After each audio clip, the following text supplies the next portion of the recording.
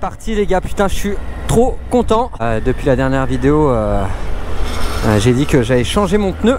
Donc là, c'est parti, je vais le changer. J'ai dû attendre du coup 2 jours parce que le premier pneu qui est arrivé, ce n'était pas un Dakar. Et moi, il me faut absolument un Dakar avec le poids de la moto. Donc là, théoriquement, c'est bon, j'ai 4 km.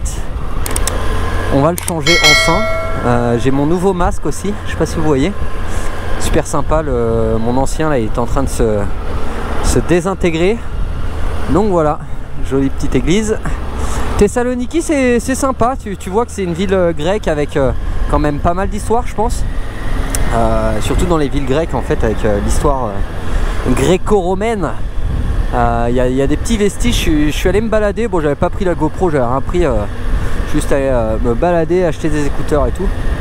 Mais voilà, je change le pneu et puis après l'aventure c'est reparti les gars. Allez, let's go. Mama, nouveau pneu les gars. Mitas Enduro Trail XT plus Dakar. Par contre, c'est quoi ce travail de sagouin là? Pétain, et m'a mis du slim de partout. Pas de tête de cheveux. Bon bah nickel. Allez, pneu avant neuf, pneu arrière, bon pas très neuf mais pas très vieux non plus, sachant que j'ai toujours ce problème avec ces chers Mitas. Regardez-moi ça, ce travail. Ça, j'ai ça depuis mon premier kilomètre. Et on pourrait dire oui, tu t'es pris un bout de ferraille des deux côtés. Non, c'est juste un défaut de fabrication. Donc il s'use beaucoup plus vite. Première fois que j'ai ça sur un pneu. Mais bon, c'est comme ça. Si vous passez par Thessaloniki, Tire Pro. Et puis voilà. Les gars, je suis avec Youssef. Du coup, l'action de ouf, il faut que je vous raconte les gars. Genre, c'est le premier turc que je vois. Du coup, en gros, je passe derrière et je vois sa plaque turque. Et du coup, je me dis, bon bah vas-y, je sais pas, ça m'a donné de l'élan. J'ai vu du coup qu'il était turc et tout, et vu que je sais pas, il y a peut-être moyen que j'aille là-bas. Enfin bref, je vous en dirai pas plus. Et ben je me suis dit vas-y, je vais l'arrêter. Du coup j'étais en moto et je lui dis vas-y, viens boire un coup. Et du coup on s'est arrêté. Et là du coup on a bu un petit café. Et je lui ai dit bah écoute, moi je campe pas loin. Et vu que lui il a un peu freestyle, il a 0 plan. Je lui dis bah viens camper avec moi. Du coup bah on va camper ensemble avec Youssef. Et puis voilà. Nickel. Vous voyez les gars, c'est ce que j'adore dans le voyage. C'est vraiment typiquement ça.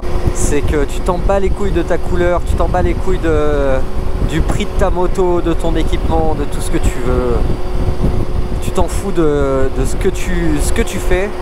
Juste t'arrives, t'es sur la route, tu dis coucou à un mec, il te sourit, tu lui dis vas-y viens boire un coup et basta, tu vois.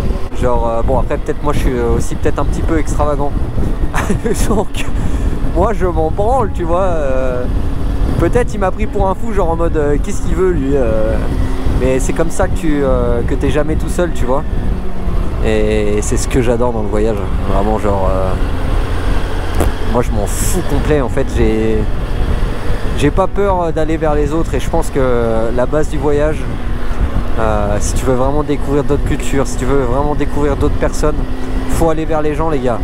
Faut pas avoir peur de te dire ah mais ouais nanana, non, faut y aller, tu parles avec les gens et puis au pire s'il a pas envie de te parler ou qu'il a pas envie de te suivre, tu t'en fous, tu vois, t'en verras d'autres. Mais du coup je pense que ça peut faire des belles rencontres.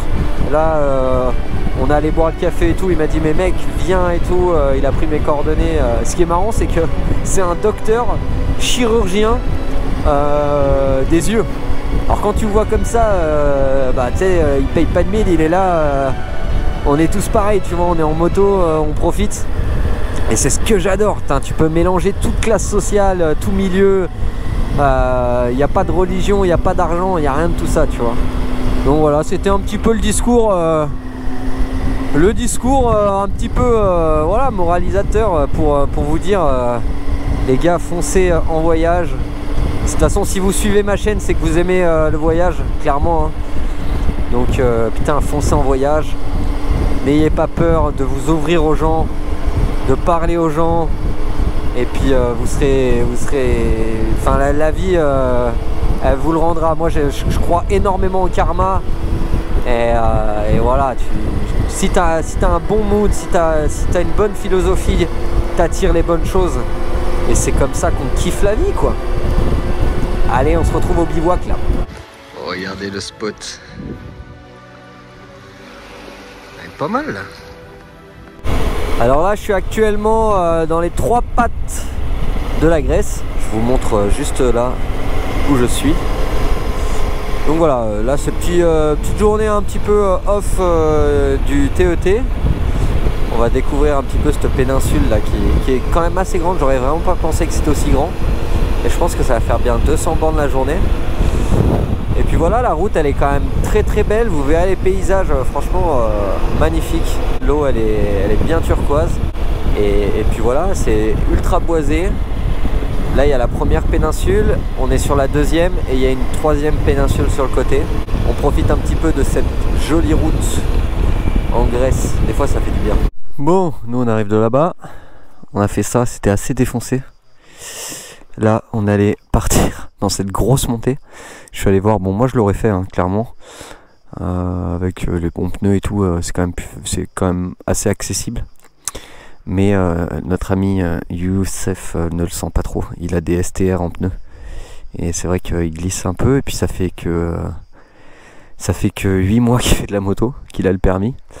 Donc bon, on va y aller tranquille. Ici il y a une petite plage avec juste un petit van. Et franchement on sera bien ici pour se poser un petit peu. Bon là pour la descente, j'ai cru déjà qu'en montée il allait s'en mettre 3. Parce que c'est vrai que c'est un petit peu challengeant, mais ça va. Quand t'es habitué au off-road, tu vois, genre moi j'y vais vraiment très sereinement. J'ai déjà fait bien pire. Du coup, c'est pas grand chose. Mais déjà rien que ce virage et le trou là qu'il y a ici, ah j'ai cru vraiment qu'il allait s'en mettre une assez violent. Donc bon, on va pas chercher le diable. Ici, il y a une petite plage. Donc voilà, on va voir ce que ça donne.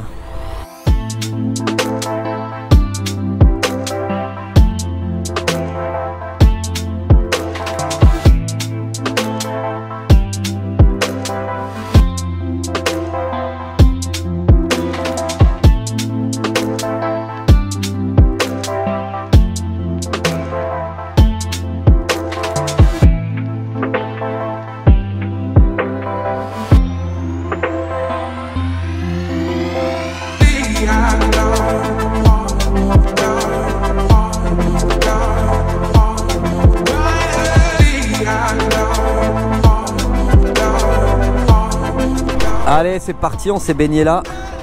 Il y a mon ami avec sa Tiger. Et puis c'est parti. J'espère qu'il va réussir à monter. Parce que ça grimpe un petit peu. Après c'est pas impossible, hein. C'est juste de la petite montée tranquillou comme ça. Il y a juste un passage où faut mettre gaz. Et de base il déconnectait pas son ABS et tout. ABS et traction control. Et je lui ai dit, mec, si tu veux réussir à remonter, va falloir enlever ton traction control là. Il n'y a pas vraiment le choix.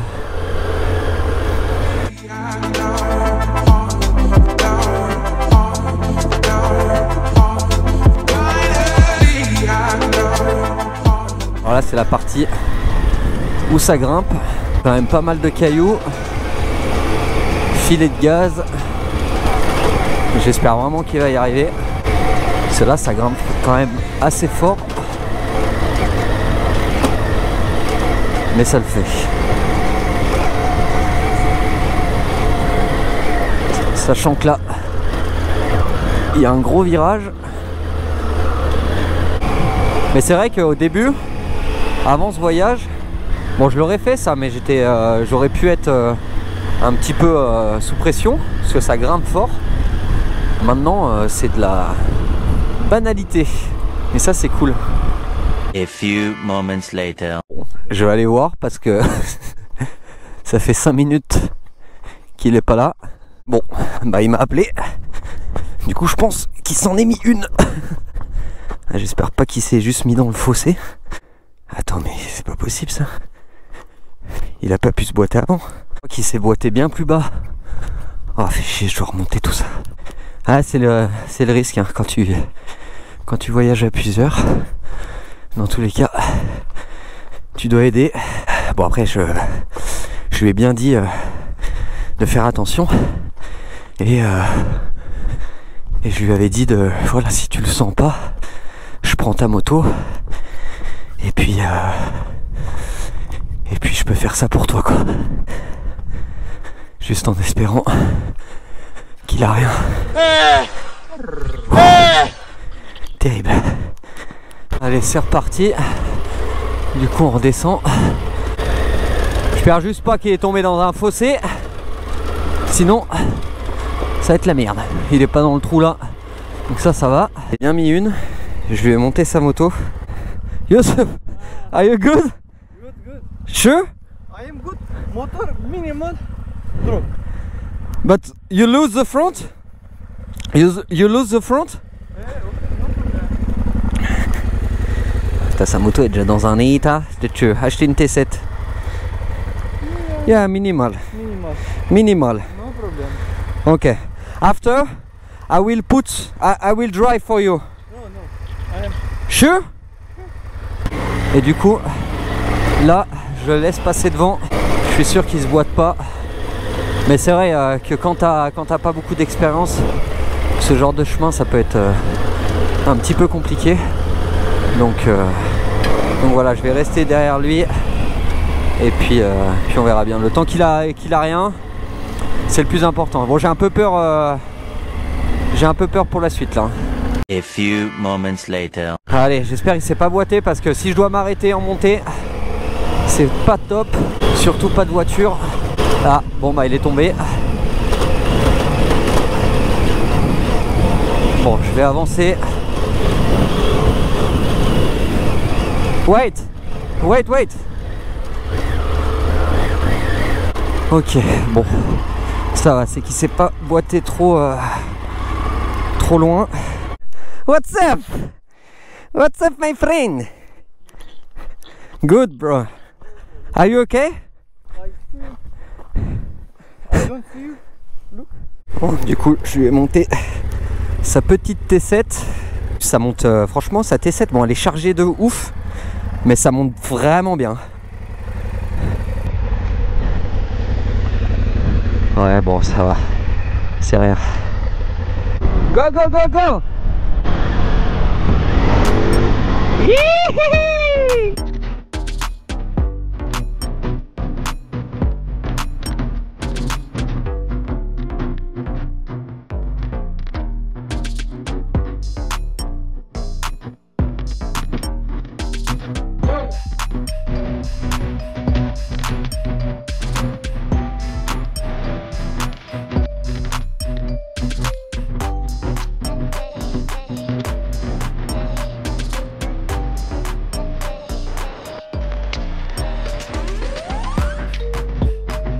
Ça fait pas partie du TET, j'étais sur une route, ça m'a saoulé la route, c'était long. Du coup en fait il y a plein de traces. Du coup c'est vrai que je vais prendre 2-3 petits raccourcis là. Enfin raccourcis, ça va m'augmenter le temps hein. Mais oh, là je slalom au milieu des forêts d'olives. Incroyable. Oh là là, les pistes ici, magnifique. La mer là-bas en arrière-fond. Et là je t'avouerai que je suis je sais pas trop ce que je suis. Regardez-moi ça, que des oliviers. J'aurais pas pensé qu'en Grèce il y en avait autant, mais là c'est des champs et des champs et des champs d'oliviers. C'est un truc de fou.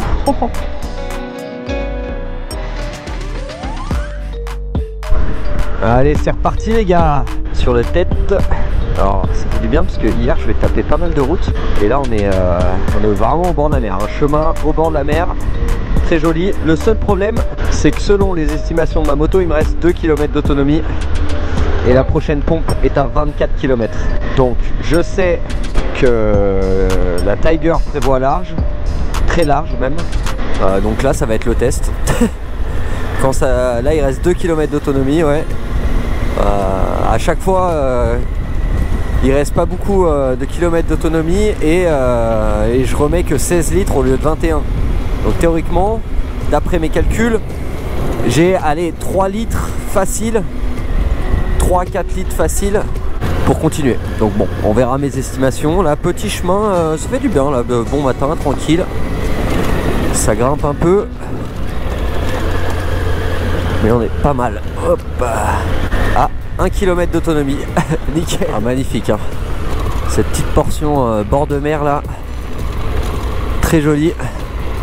Bon par contre c'est le chantier hein. Oh, le chemin il est dans un état.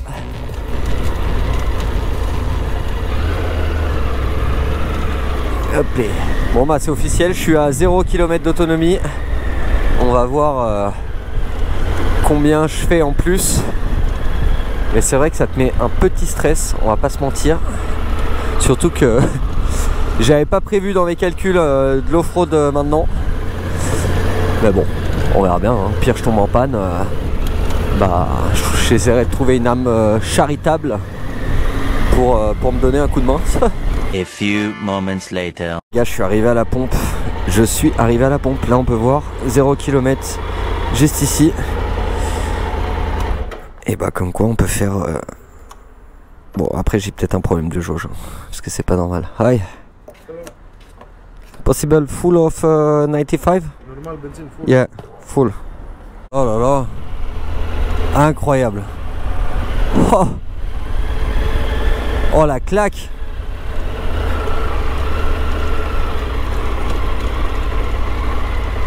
Incroyable. Ça c'est vraiment une expérience de dingue de pouvoir rouler si proche de la mer et du littoral, c'est un truc de fou quoi. Franchement c'est super joli. Il y a des styles de petites plages abandonnées. Incroyable.